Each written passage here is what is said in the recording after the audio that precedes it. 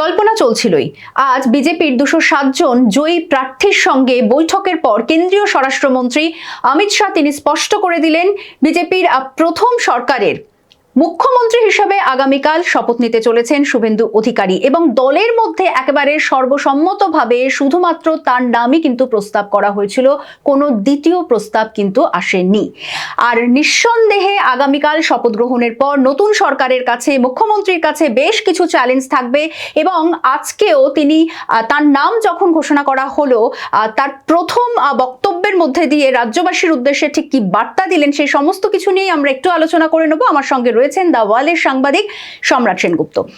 সম্রাট, প্রথমে যেটা জানতে চাইবো যে আমরা দেখলাম অমিত শাহ একেবারে স্পষ্টভাবেই বললেন যে 8টা প্রস্তাব এসেছিল সেখানে শুধুমাত্র শুভেন্দু অধিকারীর নাম, দ্বিতীয় কোনো প্রস্তাব আসেনি, অর্থাৎ একেবারে সর্বসম্মতভাবে দলের মধ্যে থেকে তাকেই বেছে নেওয়া হলো। দেখো অর্পিতা, এটা বোধহয় প্রত্যাশিতই ছিল, একেবারেই প্রত্যাশিত ছিল। এই ঘণ্টাখানেক হলো শুভেন্দু অধিকারীর নাম বিজেপির সংসদীয় দলের বৈঠকে অমিত শাহ ঘোষণা করলেন এবং তিনি স্পষ্ট বললেন, যে পরিষ্কারভাবে বললেন 8টি নাম এসেছিল প্রস্তাব বিধায়কদের কাছ থেকে, 8টি নামই শুভেন্দু অধিকারীর। একটা সময় পর্যন্ত আর কোনো দ্বিতীয় নাম আসে কিনা, এটা একটা রীতি, আর কোনো দ্বিতীয় নাম আসে কিনা সেটা জানার জন্য বিধায়কদের বলা হয়। আর কোনো দ্বিতীয় নাম আসেনি, ফলে সর্বসম্মতিক্রমে শুভেন্দু অধিকারী বাংলার নতুন মুখ্যমন্ত্রী হতে চলেছেন ঘোষণা করলেন অমিত শাহ। এটা প্রত্যাশিতই ছিল, কারণ হচ্ছে গত 2 বছর যদি তুমি দেখো, বাংলায় বিজেপির মুখ বলতে ধীরে ধীরে ধীরে ধীরে শুভেন্দু অধিকারী কিন্তু সেই জায়গাটা তৈরি করতে পেরেছিলেন। এবং এবছর 2026-এর নির্বাচনে শুভেন্দুর কাছে সবচেয়ে বড় চ্যালেঞ্জ ছিল এবং সেখানে তিনি কি বলবো, লেটার মার্কসও না, 100-100 পেয়ে তিনি উত্তীর্ণ। নন্দীগ্রাম নিজের গড়, নন্দীগ্রাম তিনি ধরে রেখেছেন। পাশাপাশি ভবানীপুরে এসে বলা যায়, আমরা আগের একটা অনুষ্ঠানেও বলেছিলাম, সার্জিক্যাল স্ট্রাইক করলেন। মমতা বন্দ্যোপাধ্যায়ের একদম ঘরের মাঠে এসে সেখানে তাকে 15,000 ভোটে হারানো, এটা তো সহজ কথা ছিল না, সহজ লড়াই ছিল না, দুটোতেই একেবারে। এবং 2021-এও নন্দীগ্রামে তিনি হারিয়েছিলেন মমতা বন্দ্যোপাধ্যায়কে, 2বার সিটিং মুখ্যমন্ত্রীকে হারানো, এবং এবার এই দুটোতে তার সাফল্য। পাশাপাশি দলকে একটা পথ দেখানো, বিজেপির অনেক নেতাই রয়েছেন, কিন্তু কোথাও গিয়ে বিজেপি যে একটা আগ্রাসী মনোভাব হতে পারে, তৃণমূলের সঙ্গে লড়াই করার জন্য যে আগ্রাসন দরকার, একটা অ্যাগ্রেসিভ ব্যাপার দরকার, সেটা সম্ভবত শুভেন্দু অধিকারী কিন্তু এই দলের মধ্যে এনেছেন। এবং আমার মনে আছে, আমাদের নির্বাচনের আগে রাসবিহারী থেকে জিতেছেন বিজেপি প্রার্থী স্বপন দাশগুপ্ত, তার একটি ইন্টারভিউ করেছিলেন আমাদের editor in chief Shankhadeep Das. সেখানে তাকে আমি বলতে শুনেছি, স্বপন দাশগুপ্তকে, যে বিজেপির কোথাও এই একটা আগ্রাসনের একটা অভাব ছিল কোথাও গিয়ে, যেটা লড়াই করার মানসিকতা আর কি। অনেক যেন বিজেপি কিছুটা ভদ্র দল ছিল, তৃণমূলের মতো একটা রাজনৈতিক দলের সঙ্গে সেইভাবে সমানে সমানে টক্কর নিতে গেলে যে আগ্রাসনটা দরকার, সেটার কথা অভাব ছিল।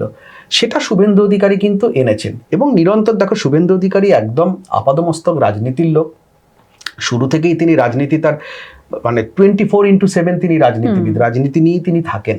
একদম কাঁথিতে কলেজের সিআর, যেটা একদম প্রথম যে বলা হয় কলেজের রাজনীতি, ছাত্র রাজনীতির সময়, সেই সিআর থেকে তিনি ধাপে ধাপে উঠে এসেছেন, কাউন্সিলর, কাঁথি পুরসভার চেয়ারম্যান, তারপরে বিধায়ক, সাংসদ, তারপর আবার বিধায়ক, তারপরে মন্ত্রী হওয়া, মমতা বন্দ্যোপাধ্যায় সরকারের মন্ত্রী হয়েছেন, একাধিক গুরুত্বপূর্ণ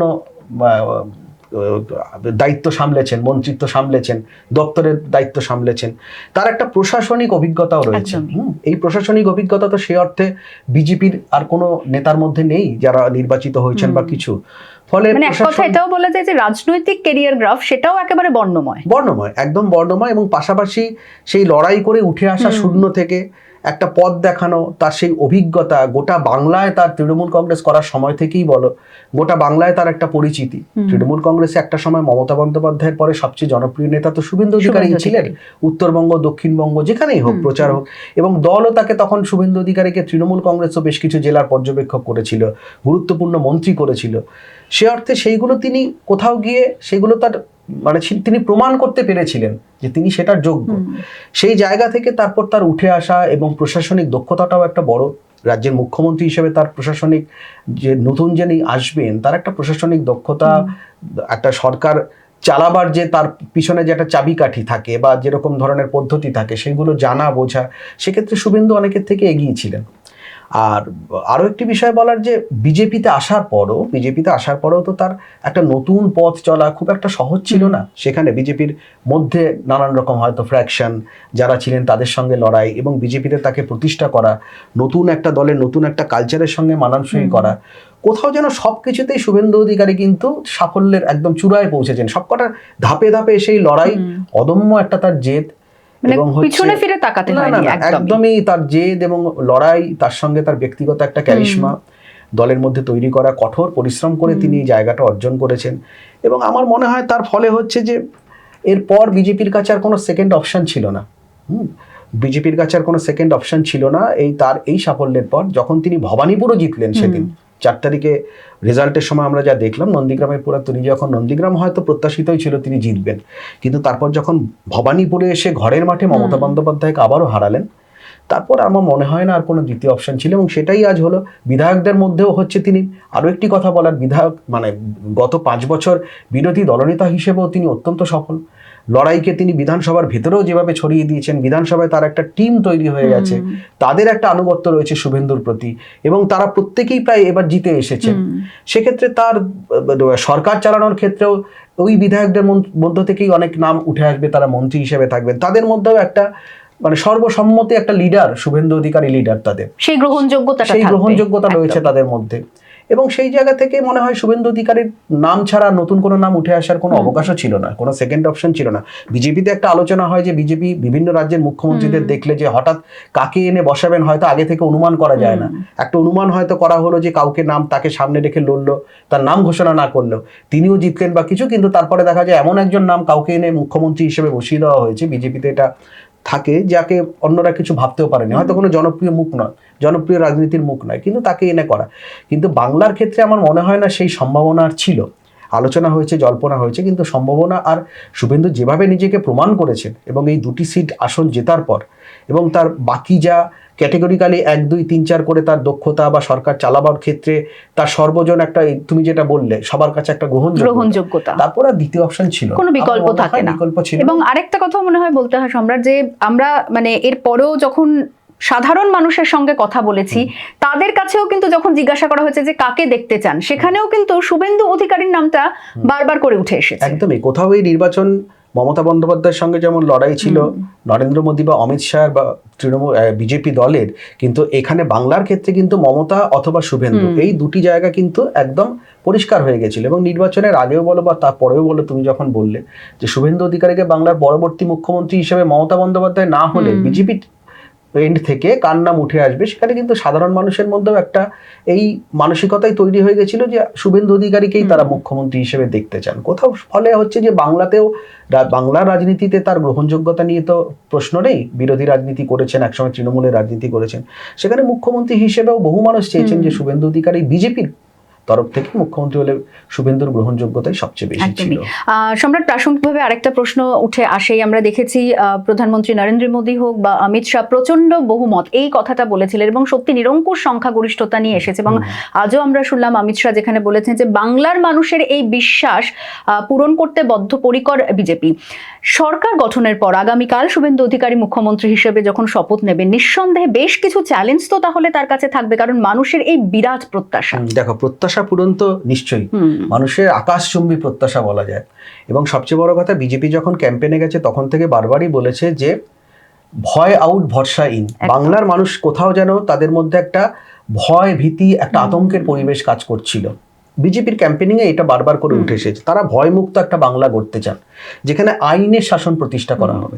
এবং আইনের শাসন প্রতিষ্ঠা করা এই মুহূর্তে এই নতুন সরকারের কাছে, শুভেন্দু অধিকারী কাল শপথ নেবেন, নতুন মন্ত্রীরা শপথ নেবেন, আইনের শাসন প্রতিষ্ঠা করা তাদের কাছে সবচেয়ে বড় চ্যালেঞ্জ হবে তাদের কথায়। এবং সবচেয়ে বড় কথা, দেখো তুমি, একটা তো 4 তারিখের ফলের পর একটা পোস্টপোল ভায়োলেন্স গোটা রাজ্য জুড়ে আমরা দেখেছি, তারপর শুভেন্দু অধিকারীর আত্মসহায়ক খুন হয়েছেন, এই সব কিছু মিলে সেখানে একটা এমন একটা পরিবেশ বাংলায়, যে একটা আতঙ্কের পরিবেশ বলো বা যেটাই বলো না কেন একটা রয়েছে। সেখানে তাদের এই আইনের শাসন প্রতিষ্ঠা করাটা কিন্তু একটা সবচেয়ে বড় চ্যালেঞ্জ তাদের সামনে। তাছাড়া দেখো, শুভেন্দু অধিকারী নিজে আজকে যে স্পিচ দিলেন ওখানে এই পরিষদীয় দলের বৈঠকের পর, অমিত শাহ যখন বললেন, এবং শুভেন্দু অধিকারী অত্যন্ত দুটো বিষয়ের কথা তো আমি বলবোই। একটা বললেন যে সন্দেশখালী এবং আরজি করের ঘটনার জন্য তারা নতুন মন্ত্রিসভা শপথ নেওয়ার পরে মানে ক্যাবিনেটে সিদ্ধান্ত নেবেন যে কমিশন বসাবে, এবং আরজি কর এবং সন্দেশখালীর কিন্তু একটা খুব বড় ভূমিকা রয়েছে বিজেপির এই নিরঙ্কুশ সংখ্যাগরিষ্ঠতা বা বিজেপির জয়ের পেছনে। কারণ তুমি সন্দেশখালী আরো আগের ঘটনা, কিন্তু সন্দেশখালীর ঘটনার পরেই কিন্তু এই আইন শৃঙ্খলার পরিস্থিতি কি হতে পারে, তৃণমূলের নিচু স্তরের যারা নেতারা তাদের স্বেচ্ছাচারিতা বা অত্যাচার, এই বিষয়গুলো সন্দেশখালীর সময় থেকে উঠে এসেছে একের পর এক মানুষের অভিযোগ। এবং সন্দেশখালীকে সামনে রেখে 2024-এর লোকসভায় তৃণমূল কংগ্রেসের পক্ষে সন্দেশখালী ইস্যু তাদের কাছে খুব কাটার মতো ছিল, খুবই কাটার মতো ছিল সেই সন্দেশখালীর পরিস্থিতি, সেটাকে মানে হ্যান্ডেল করা এবং তারপর নির্বাচনে যাওয়া। এবং সন্দেশখালীর পর বিভিন্ন জায়গা থেকে একই অভিযোগ উঠে আসছিল। সন্দেশখালী যখন সামনে এলো, শাহজাহান বা এক একটি নাম, তারা কি আতঙ্ক, কি তাদের অত্যাচার করে বা কিছু, তারপর দেখো গোটা রাজ্য জুড়ে বিভিন্ন জেলা থেকে এরকম প্রচুর শাহজাহানের নাম উঠে এলো। ফলে এইটা বিজেপির একটা ক্যাম্পেইনের বড় জায়গা ছিল, এবং সেই সময় থেকে কিন্তু বিজেপি সন্দেশখালীর ঘটনাকে সামনে এনেছে। নিঃসন্দেহে সন্দেশখালীর ঘটনাকে সামনে আনা, রেখা পাত্র বা অনেক মহিলা মুখ উঠে আসা সেখান থেকে, তারা কিভাবে অত্যাচারিত হয়েছিলেন। এবং তাতে আরো তারপরে হচ্ছে তোমার দেখো আরজি করের ঘটনা ছিল, কিন্তু তারপর একটা তৃণমূল সরকারের জন্য সবচেয়ে বড় চ্যালেঞ্জের জায়গা ছিল, সবচেয়ে বড়। তাদের আরজি করের মতো একটা ঘটনা যখন সামনে চলে এলো এবং আরজি কর নিয়ে ক্যাম্পেইন করা, আরজি করে হয়তো সাধারণ মানুষের ইনভলভমেন্ট আরজি করের ওই মর্মান্তিক ঘটনার পর, এবং সেক্ষেত্রে পানিহাটিতে এবার ওই আরজি করের যে নির্যাতিতা যে মেয়েটি, তার মাকে ক্যান্ডিডেট করাটা কিন্তু অত্যন্ত একটি পরিকল্পিত পদক্ষেপ ছিল, রত্না দেবনাথকে ক্যান্ডিডেট করা। এবং একজন সন্তানহারা মা তিনি যখন প্রচারে যাচ্ছেন, এটা তো একটা সিম্বলিক ছিল।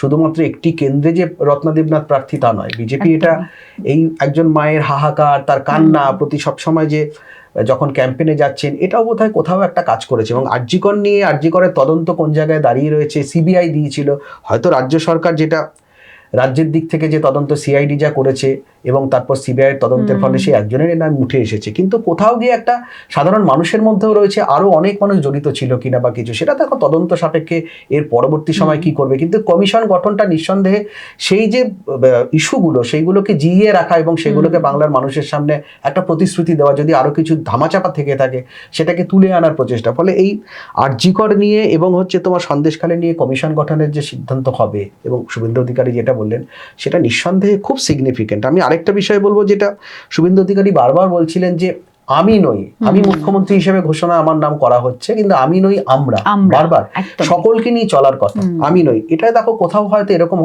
একটা ইঙ্গিত করলেন যে বাংলার রাজনীতিতে এর আগে মমতা বন্দ্যোপাধ্যায় সরকারের ক্ষেত্রে বারবার অভিযোগ আসতো যে মমতা বন্দ্যোপাধ্যায় নিজেই করতেন সমস্ত কিছু, তার বিরুদ্ধে স্বেচ্ছাচারিতার অভিযোগ বলো, আমিই সব, মমতা বন্দ্যোপাধ্যায় যা বলবেন সেটাই সরকারের শেষ কথা, দলের শেষ কথা, প্রশাসনের শেষ কথা। কিন্তু এখানে কোথাও উনি বললেন যে আমরা, এরকম কোনো বিভেদ নয়, এবং দলে আমরাই সব, আমি একা কিছু নই।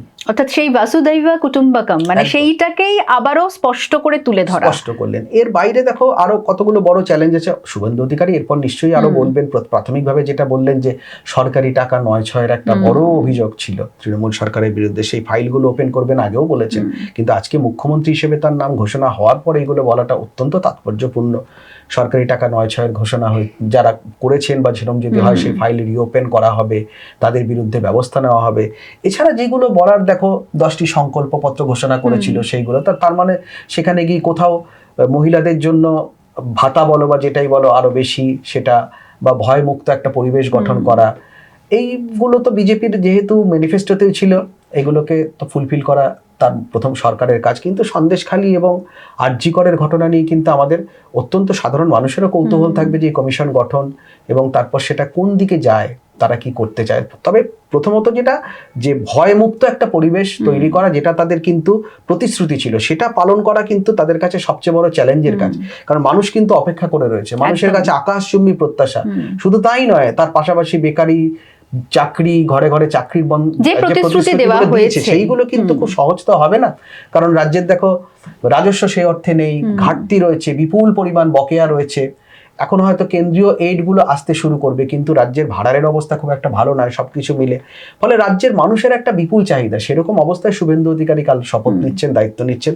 ফলে ভবিষ্যতই বলবে কতটা কি তারা প্রতিশ্রুতি পূরণ করতে পারেন বা কিভাবে চলেন। আপাতত তাদের কাছে আইন শৃঙ্খলা এবং একটা আইনের শাসন প্রতিষ্ঠা করা যে তাদের কাছে সবচেয়ে বেশি অগ্রাধিকার, সেটা শুভেন্দু অধিকারীর কথা আজকের কথাতেই স্পষ্ট হলো। একদমই, অর্থাৎ একটা কথা বলাই যায় যে এই নির্বাচনী প্রচারে বারবার আমরা দেখেছি প্রধানমন্ত্রী নরেন্দ্র মোদী বলে যাওয়ার পর যে ভয় আউট ভরসা ইন, সেই বিষয়টা বাংলার মানুষের মধ্যে একেবারে মনের মধ্যে শুধুমাত্র গেঁথে দেওয়া নয়, সেরকম একটা সুষ্ঠু পরিবেশ তৈরি করা যেমন নিঃসন্দেহে নতুন সরকারের কাছে একটা বড় চ্যালেঞ্জ, এবং যে বিপুল প্রত্যাশা, আকাশচুম্বী যে প্রত্যাশা মানুষের রয়েছে, এই একেবারে বিরাট একটা নিরঙ্কুশ সংখ্যাগরিষ্ঠতা নিয়ে নতুন সরকারকে যে নিয়ে এসেছে, সেই প্রতিশ্রুতি ধীরে ধীরে পালন করাও কিন্তু একটা বড় চ্যালেঞ্জ হয়ে থাকবে আগামী দিনে এই নতুন সরকারের কাছে।